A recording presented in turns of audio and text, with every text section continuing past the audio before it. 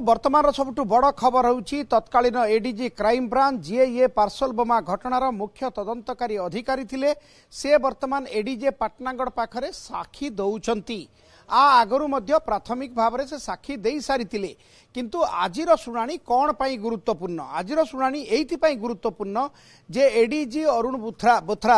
आज जो video evidence collection करथिले जे किभली भाव से जो क्राइम सीन रिक्रिएट करथिले पाटनागढ़ कंटाबांजी रायपुर ए सबु जो क्राइम सीन से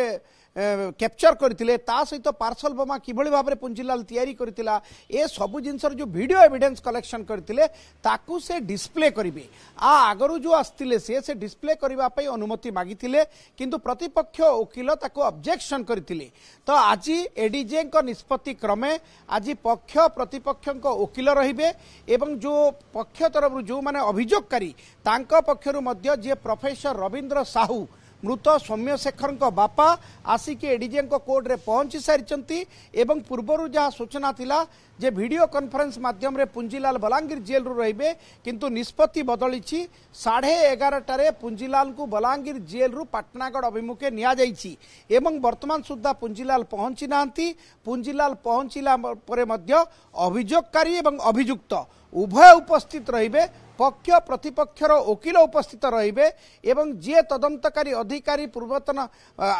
माने एडीजे क्राइम ब्रांच से उपस्थित रहिबे एडीजे को आगे वीडियो एविडेंस को डिस्प्ले करा जिवो तेणु आजिर शुणाणी एक निर्णायक मोड़ आकु जाई पारे घटनार तेणु आजिर शुणाणी अति गुरुत्वपूर्ण अरुण बोथरा जे साक्षी नंबर 60 थिले से आगरु आसिकी प्राथमिक भाव में साक्ष्य दे सारी आज हुए तो संभावना अच्छी प्रतिपक्ष वकील जी अच्छा वरिष्ठ वकील प्रमोद कुमार मिश्र सी क्रॉस एग्जामिन करि पारंती ये संभावना अच्छी आज जितेबाला तांकर जो वाइटल एविडेंस थिला जो जो आधार रे ये केस आज पर्यंत संभाली की अच्छी सी केस रो वाइटल एविडेंस होउची वीडियो एविडेंस एवं से जो वीडियो एविडेंस आज डिस्प्ले करा जिवो एडीजे कोर्ट रे एवं पक्ष प्रतिपक्ष उभय उपस्थिति रे अभियोगकारी अभियुक्त मध्य उपस्थित रहिबे तेणु आजिर शुणाणी अति गुरुत्वपूर्ण मु एइथिपई कहूची जे संभावना अच्छी आज प्रतिपक्ष वकील क्रॉस एग्जामिन करि पारंती आज एडीजे अरुण बोथरा को तेणु आजिर शुणाणी अति गुरुत्वपूर्ण